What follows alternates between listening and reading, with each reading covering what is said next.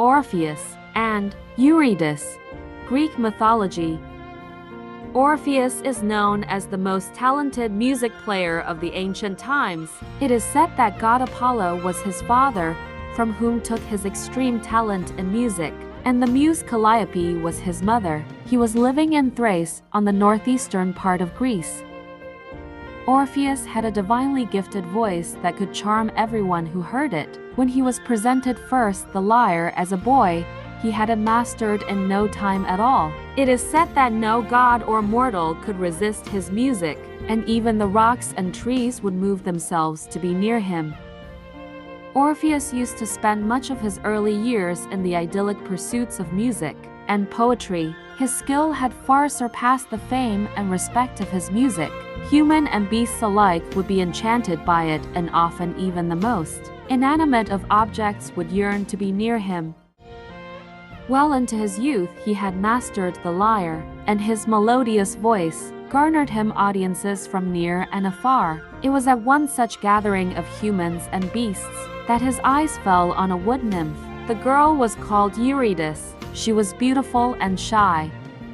She had been drawn to Orpheus, enamored by his voice, and such was the spell of beauty, in music and appearance, that neither could cast off each other. Something inexplicable tugged the hearts of the two young people, and soon they fell dearly in love, unable to spend a single moment apart.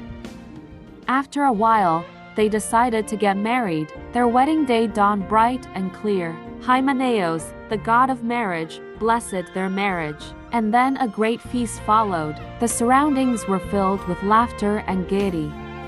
Soon the shadows grew large, signaling an end to the revelry that had lasted much of the day, and the wedding guests all took leave of the newlyweds, who were still sitting hand in hand and starry-eyed. They soon both realized that it was time they were on their way, and departed for home.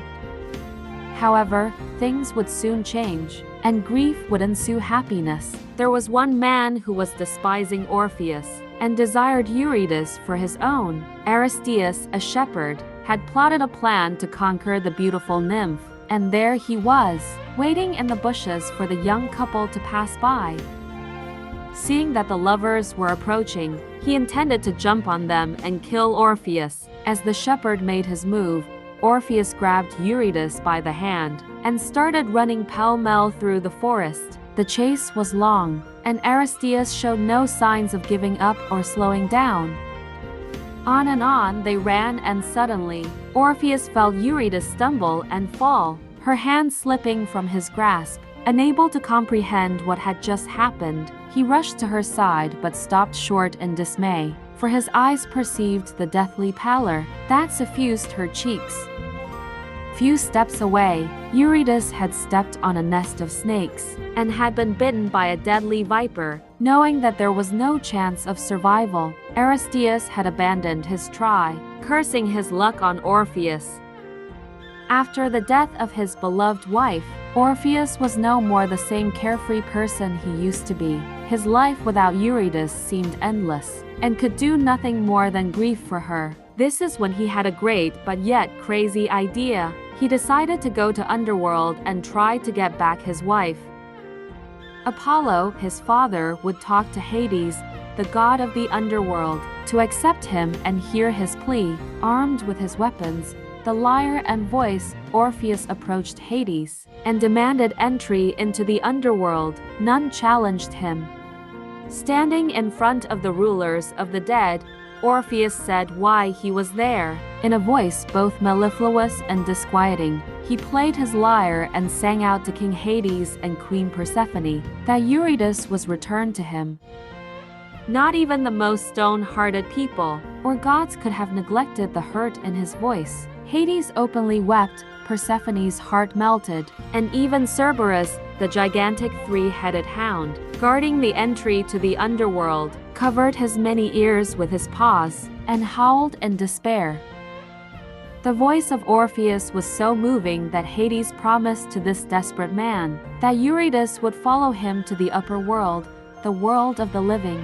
However, he warned Orpheus that for no reason he would look back while his wife was still in the dark, for that would undo everything he hoped. He should wait for Eurydice to get into the light before he looked at her. With great faith in his heart and joy in his song, Orpheus began his journey out of the underworld, joyful that he would once again be reunited with his love.